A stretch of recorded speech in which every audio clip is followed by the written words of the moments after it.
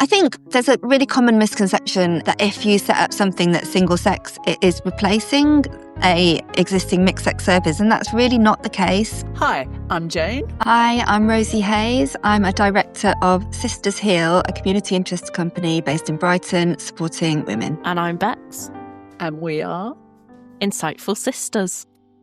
Hi everybody. We've got Rosie Hayes with us tonight from Sisters Heal in Brighton. We really wanted to do something about women and domestic violence, and we wanted to do something that was uplifting, and I think we found the perfect person in Rosie. So I'll just let you introduce what Sisters Heal do, Rosie. Tell us a bit about it. We set up in October last year, and we're based in Brighton, which obviously has a very high LGBTQ population.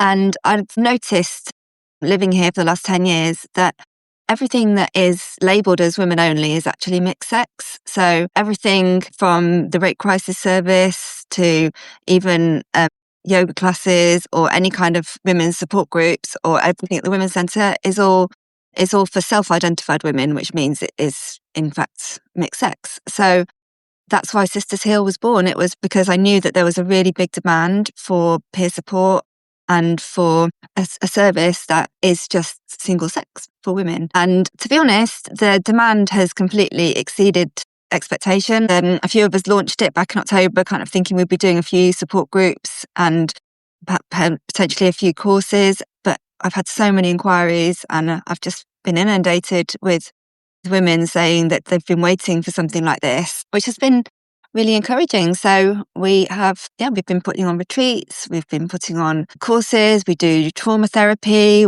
EMDR trauma therapy, and we do peer support groups and monthly meetups where we just go for a nice walk. Yeah, I had a really good look at your website, and it's a lovely website. It's everything about it, the design and everything. It's very sort of reassuring and welcoming. And I was really interested in, I was saying to you earlier, we get quite attuned to the language, don't we? And we know exactly what somebody is trying to do when they choose certain words. And you've really chosen a sort of fine line, a tightrope almost, because you want to be welcoming. I was thinking particularly of your Time to Pause support group. Do you want to tell us a bit about that? The Time to Pause group? Yeah, sure. That's a support group for mothers of trans-identifying children or young adults. And it is because obviously Brighton has a really high population of LGBTQ people. And having a trans child is very different to having a gay child or a bisexual child, because there's a lot of potentially different things or things that are permanent, such as the surgery and the hormones that are potentially going to be taken, which isn't something that you would encounter if your child came out as gay. So it was just a really safe, supportive space where women who share the experience of being a mother of a trans-identified child can meet, and it was a judgment-free space. It's a space where you can bring whatever you need to bring. If you want to bring tears, if you want to bring support. And it's all about building a positive relationship with your child as well. It's not about having an ideology. It's not about being political. It's not about any particular agenda. It's just being able to support each other and share. And I think the feedback we've had from that group is that it was a really important space and it was a really valuable space. And actually one woman said that it was just something that she could just really look forward to, knowing that it was there and knowing she'd be heard and understood and have other women there who had been through exactly the same thing. Yeah, we've spoken to parents of trans-identified children, and it is a particular type of experience, and they all described the anxiety that they live with. So it must be very comforting to share time with people who understand that and are going through that same anxiety. Yeah, exactly. And that's the thing. I think we just wanted to create these spaces that didn't exist, because there isn't anything like it in Brighton. Like I said earlier, there's nothing that's single sex. So just having a place just with other mothers was really important to the women who came. Yeah. No, that was really wonderful to see. We also interviewed a long while ago. We interviewed Stephanie Wynn. I don't know if you know Stephanie Wynn. She's a psychotherapist from the States, and she provides support for parents of trans-identified children, and she concentrates a lot on the relationship, the general communication, as it sounds as though your group is aimed at, because, you know, whatever happens in the future, this is your child and you want to keep those pathways open, don't you? Exactly. And I think there was quite a big misunderstanding because that group actually attracted quite a lot of negative social media attention, because I think it was assumed that this was a space where there would be hostility, there would be transphobia, and it wasn't about that at all. It's just really about being able to say the things that perhaps you can't feel you can say to your child, or you can't say to people in the walks of life. It's just being able to share worries that your child may be doing something irreversible, and being able to say that without being judged or without being made to feel like you're bigoted Yeah. or transphobic. I was also interested that you offer EMDR. Do you want to tell us a bit about that? I think you've experienced it yourself, haven't you? Yes, it is completely amazing. It stands for eye movement desensitization and reprocessing. So if a woman has a traumatic memory, quite often we have survivors of sexual violence or domestic violence who come to have our EMDR therapy. What it does is it helps you to process it gently and safely. So the way it works is we have a couple of different EMDR therapists, and what it does is it mimics REM sleep, which means that you can process it as if it was a normal memory, if you see what I mean. What it does is it enables you to think back to that traumatic memory without having the same reaction to it, without having the same kind of jolt of adrenaline or the same kind of feeling of panic or feeling of anxiety or shame. So it can be really life-changing, and it's something that we do. We do it as a group. So we've got an excellent psychologist, Gabriel Best, who does our group EMDR practices. And then we also subsidise women to have it one-on-one as well. And what is the feedback from the women who do it? It's been described as life-changingly good. And I was actually speaking to a woman today who says she just feels like in completely safe hands. She feels like she's completely changed her life, feels that it's magic. It's magical. There's no other way to describe it. I don't know how it works, but it's completely different to talking therapy. Especially as in the group, you don't have to share the traumatic memory. So even though you're sitting in a room of women who've all got this memory or a particular memory that they're processing, you don't have to share it. You can share it, but you don't have to.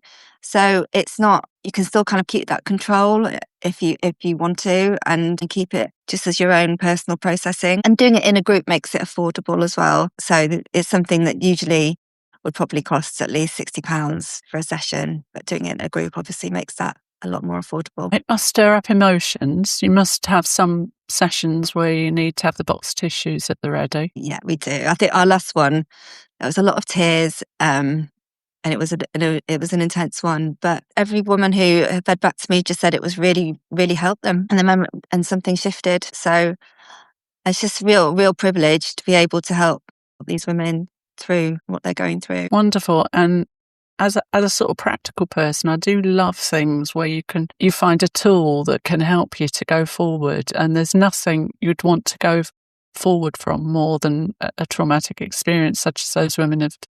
Yeah. It's exactly. It's just such a privilege to be able to support women on their healing journey and offer kind of holistic healing. So being able to offer the EMDR, but we also do the yoga, the walks, the one-on-one, and we do skills training as well. We do an online course in compassionate mind training. So it's looking at everything. It's not kind of a one approach. I was listening to a podcast the other day, and someone was describing why women dissociate from their bodies after a trauma. And in short, it was the idea that the body becomes an unsafe place to be. So you move yourself out of it and don't fully engage with your physical self. And so I can really see that yoga is such a sensible and useful tool. Yeah, we're doing a workshop actually on dissociation on the 20th of June, which talks about exactly that. And it came up in that we did a 6-week course of yoga therapy. And it came up a lot that a lot of the women said that they would kind of zone out and dissociate when things got really stressful. We decided to do a whole workshop on that and focus on kind of just looking at ways to really just looking at what's happening and having a pressure-free single-sex space where women can explore gentle grounding ways to bring themselves back into their bodies and feel present. That takes us quite nicely to Greece. Yes. Wow, that looked fab. Tell us Oh, about it was that. amazing. It was so good. I found the venue by chance. It's this But absolutely... you probably just need to explain what we mean by Greece. Yeah, sorry. I'll explain what it is. So we ran a women's therapeutic retreat in Greece at the end of April. There was 8 of us who went, and it was just absolutely lovely. We had a shiatsu massage practitioner who was able to do shiatsu massage on the women, which helps with both physical and emotional pain. So it was, like I said before, like a part of the holistic healing that we offer. We had an EMDR therapist who did one-on-one with everyone. I think they had 3 sessions. So it was enough to make a real shift and to really make a difference. And I did the cooking on the retreat with my best friend, Hannah, who's also the director of Sisters Heal. We did all the cooking, which was lovely. And we had an amazing yoga teacher we had this beautiful outdoor yoga deck where we did sunset yoga. It was just blissful. And we had some beautiful walks. We went swimming in the sea. And what was really, really lovely is we all arrived as strangers. The only person I knew was Hannah. And we all left like really close. Everyone got really bonded. Everyone made friends. And it was just such a lovely, lovely week. Just absolutely loved it. We're doing it all again in September. We booked the same venue again for September. I mean, Greece in September, that's my favourite. We go to Greece a lot. It's my favourite place in the world. And September in Greece is, I think, probably the best month because the sea's very warm by then as well. Sea's warm, got all the olive groves out. It's just beautiful. So that was the first time I saw it, actually. I went last September.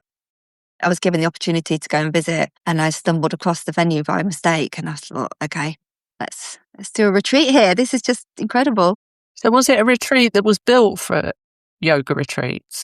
No, it was actually the owners bought it as a holiday home and then decided to live there full time. So they live there and they've converted it into a venue. It's kind of like a hotel venue, but it's like a little cluster of stone cottages. So some women prefer to have their own little private ensuite studio because there's 2 of those. And then there's other shared cottages.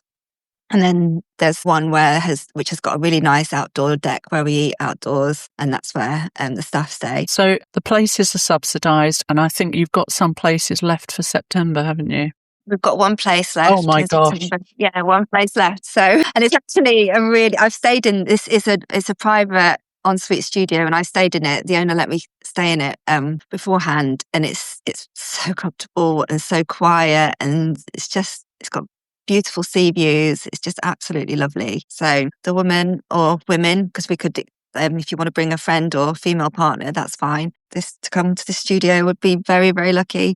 Well, we should manage expectations because it'll probably be a month before this episode goes out, by which time you may not have that place. But okay, watch this space for next year, everybody. Yes, we will. Yeah, we'll hopefully be putting it on again in May. Yeah. I'm going to pass across to Bex and she's going to talk to you about the whys of why single sex, I think. So I'll pass to you, Bex. Yeah. Hi, Rosie. So I suppose a good place to start is what do we need to know about violence against women and girls, about women's services and the sort of trends and challenges that they're facing now in 2026? Well, we know that 98% of sexual violence perpetrators are male. And I also believe that 98% of victims are female. So it makes sense that there should be the option, at least, for single-sex spaces for women who want that. And I think there's a really common misconception particularly in Brighton, that if you set up something that's single-sex, it is replacing a existing mixed-sex service. And that's really not the case. I love the fact that Brighton is so diverse. It's got such a vibrant LGBTQ community. I'm a lesbian myself, and it makes me feel really safe living in Brighton. I can be an open lesbian with my wife. However, saying that, everything for women is mixed sex, which is why Sisters Hill was set up, because we just wanted there to be one additional option, not to replace the existing mixed sex options for women, but just have one that is single sex. Yeah, absolutely. It makes sense to have every option, especially when you've got vulnerable women that are needing support. Can you tell us about some of the challenges that you faced? You sort of spoke about there being a backlash to you starting a group for parents of transitioners. Yeah. Was it challenging starting Sisters Hill? It's been challenging, and I think the challenge has been that our boundary is sex. Our boundary is biological sex, and it's not gender identity, which means that if that is our boundary, then we are trans inclusive, but the trans people that we welcome to our spaces were born female. So we do have some clients who use Sisters Heal who identify as non-binary and who identify as men, which can be confusing. And I think that's probably been our biggest challenge, because that doesn't make sense to some people. And I can understand why it's confusing, but I think if your boundary is biological sex, then there's no way that I would feel comfortable excluding somebody who needed help, for example, trauma surrounding birth or surrounding pregnancy, surrounding sexual violence as a girl, which are things that are a female experience. And I feel that as long as that individual is happy to be open about the fact that they are female and is genuinely coming in good faith to get some support and help, then it feels like we are really well placed to help them. So that's attracted quite a bit of negative attention, which has been a bit of a challenge. We had a bit of a backlash on Instagram, particularly about our yoga therapy classes, because they were inclusive of trans-identified females. That caused quite a lot of upset. But things seem to have calmed down. I feel that we have always just been really clear exactly what our boundary is, and we've got obviously the Supreme Court judgment now and the EHRC guidance, which has helped. And I feel that I genuinely know we're doing a good thing, and we are helping the women and the people who are female that don't identify as women. We are genuinely supporting them and helping them, and I just feel this is really true inclusivity. I think that's a very fair boundary, really. How did you first become aware that the services around you were mixed sex, that sort of change had quietly been made? Well, I'm part of a feminist group called Brighton Sister Salon. I've been part of that for nearly 5 years now, and I'm a survivor myself, and a lot of the women who went to Sister Salon were survivors, and it was very clear as soon as we began speaking that we'd all had a bad experience with our local rape crisis service because it's been mixed sex. And it was really through discussions with those women, and I don't know if you're aware, there's been a legal case as well in Brighton about the rape crisis service, that we realised that we weren't going to be able to get single sex support by any of the official charities, which is why we decided that Sisters Hill was really necessary and we needed to set that up. Yeah, I mean, that capture of women's services is it's shocking how sort of widespread it is. And of course, it's not just Brighton. I think that's something that we're seeing across the country. Yes, yeah. I think the Ros Adams Tribunal was really a turning point for women's services, particularly rape crisis services, because before then there was actually a male in charge of a women's rape crisis centre, which I don't feel would happen now. So I do feel like we've made some progress. Yeah. Do you feel that there is a sea change? Do you feel that, obviously in Brighton, you've said before, you're in the lion's den. Yeah. Do you feel that there is a change around you? Do you feel people are becoming more aware? I do. I feel like that it's kind of slow progress, but I feel that when we sit and explain that it's not taking anything away, it's just an additional option. Because like I said, I think it's great that there are so many services that are dedicated to transgender people. There there's more than 10 organisations in Brighton that are just for transgender people. And it wouldn't be appropriate for somebody not transgender to go to those groups, because it's a place where transgender people want to talk about their status as being transgender. So it's just having a single sex space for women who do need that. And I should say some women are perfectly comfortable sharing personal things within a mixed sex space, and that's fine. But it's just having that additional option. Women who aren't comfortable with that and who would just simply self-exclude. And I think what I really learned from being at Sister Salon is women, they don't make a fuss, they don't complain, they don't write letters, they don't say anything, they just quietly self-exclude. And that's what had been happening. And they were just coping on their own without the support. I think that's a really concerning thought, especially because there are already so many barriers that women face to accessing support. The shame or the trauma that some women are experiencing, it can be very hard to take that first step and reach out. It can, yeah. And I feel like the women that we've supported, they've experienced enough shame, and we don't want it to feel like a shameful thing that they're seeking out a single sex space. We want it to be something that is just necessary and absolutely fine. Like it's not anything to be worried about. It shouldn't be anything controversial. It shouldn't be anything that I should be ashamed of, and I shouldn't feel like I have to hide away for being a director of a women's single sex org. It's something that is really needed and really wanted. Tell us about being a CIC, because CICs were introduced in 2005, weren't they? And they've made a huge change to how accessible it is for people to start a cause and to start something like Sisters Heal. So what change has that made for you? How's that been, starting one up? Has it been an easy process, or? It's not been easy, but it's been an absolute labour of love. I've really enjoyed it. It's been really hard work. I'm really fortunate to have my friend Hannah. She does all the finance, so I don't have to worry about the maths, which is good. I've got a really excellent psychologist who does all our safeguarding and kind of oversees all the therapy. So, and it's me really that does the kind of day-to-day managing of it. And it's what I like about it is we can apply for funding and accept donations, which has been great because we wouldn't be able to do what we do without the donations. And I mean, even just like a £5 or £10 donation means that a woman can get subsidised therapy. It goes directly towards that, and which has been great. I'm a volunteer, so I don't pay myself, but actually that really helps because it means that everything goes directly back into supporting the community and the women we serve, and we can make a profit. So we can make a profit on our activities as long as it gets directed straight back into the community. But we can also apply for funding. So I'm in the process of doing some funding bids. So hopefully we'll be able to fund more of what we do. Amazing. Yeah, I mean, from the outside looking in, it seems that CICs strike that perfect balance where they really enable people within communities to recognise, okay, there's a lack of support for this, or there's a lack of provision here, and to fill that gap.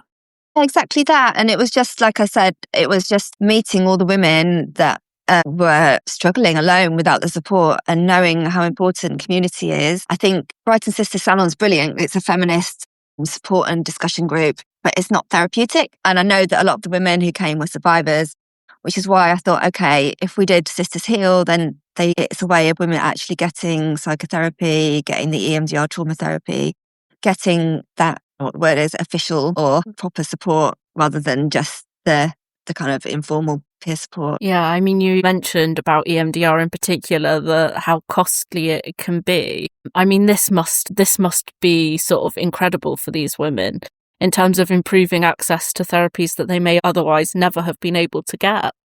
Exactly, yeah. And we operate on a donation-based model. So we suggest that women donate £30 for the group EMDR, but we just say donate what you can manage and comfortably afford. And that means that it's accessible to everyone. And it's thanks to the amazing women who donate. I do say women, we do have some men donate as well, but it's mainly women who donate. And it gives me goosebumps thinking about it because it's women supporting women and it's women enabling other women to get the care and the support and the help that they need.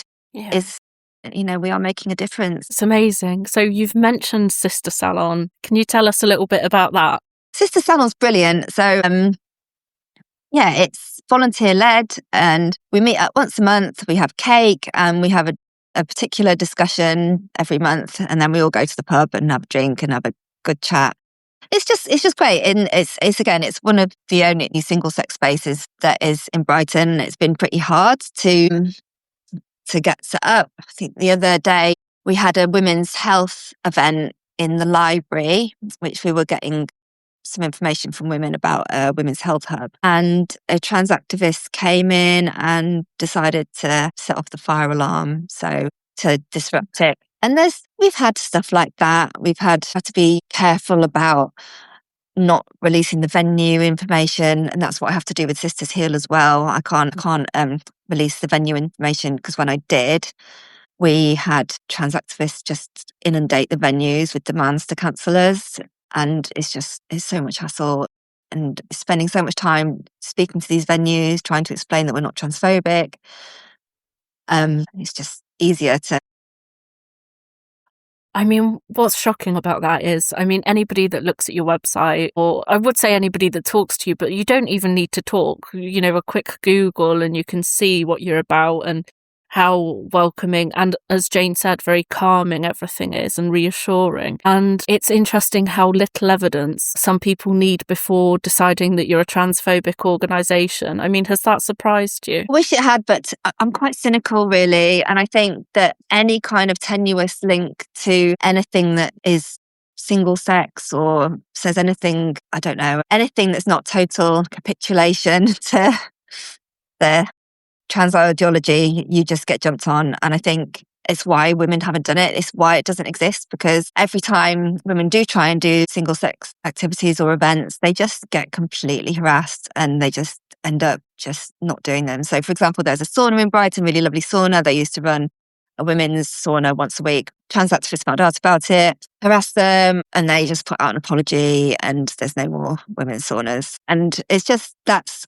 what I was just really keen to just say, no, we have this boundary, we are single sex, and you can bully us all you want, but we're not going to back down. God, I mean, that's quite shocking, isn't it? I'm in awe of your resilience, really, because I think it must be challenging. It would be challenging in any city at the moment, but especially in Brighton. I think that, I suppose, you would expect that level of pushback to be higher. Yeah, and the thing is as well, Sisters Hill isn't political. Like, we have our boundary that is single sex, but we're not activists. We're not a political organisation. We haven't got an agenda, and we're not saying that we don't only support gender critical women. We support all women, including trans identified women. We are it's just single sex. And, I obviously have my own political views and opinions, as does everybody, but that's not what Sisters Hill is about. It's just about single sex spaces and getting support. Yeah. So, looking to the future, obviously you've told us you've got this lovely retreat in September. Yes. What do you see in the future for Sisters Hill and for, similar services in Brighton? Are there any plans? I would love for the EHRC guidance to be implemented, and for there to be more. Would.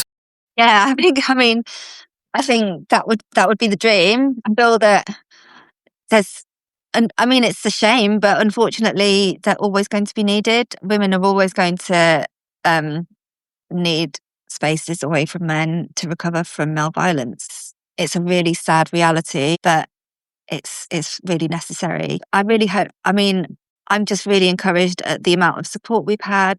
It's just amazing how women who have potentially read about us on Instagram or seen us in the news or maybe listened to us on this podcast, they send us £10, and it's just like, wow, thank you. Because it just means we can do what we can do. We couldn't do it without them. It's just keeping on going, keeping on the support, building our community, and hopefully supporting the women who need us. And also, we can't really advertise, so it's just women finding us as well. Yeah, that's an interesting point. I did want to ask you about that. How do you walk that sort of tightrope between obviously wanting women to be able to find you who need you, but also not wanting the sort of adverse publicity? Has that been a struggle? Yeah, because we don't want to.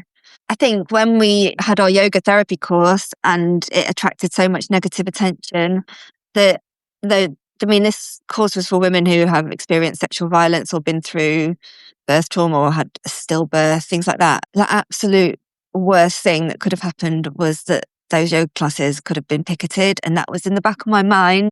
I mean, fortunately it wasn't, and fortunately it was actually a really rainy day. So I think, even if the activists had decided to picket us, they probably would have given up because of the rain. But that was the only time that our venue had been made public, and I was really worried about it. And I just thought, oh, it's not worth it. We're going to just have to keep the venue details secret.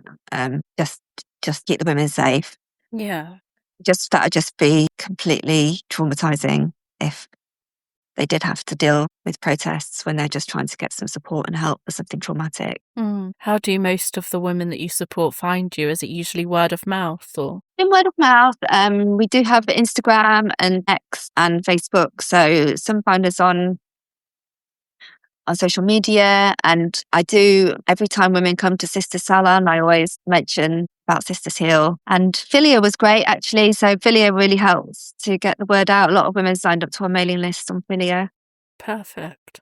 Yeah, but please, if you're listening to this, please tell your friends, tell the women that may need some support to come and find us. Yeah, definitely. I think that leads us on quite nicely to the final question, which we always ask the same question each week. Jane, are you back with us?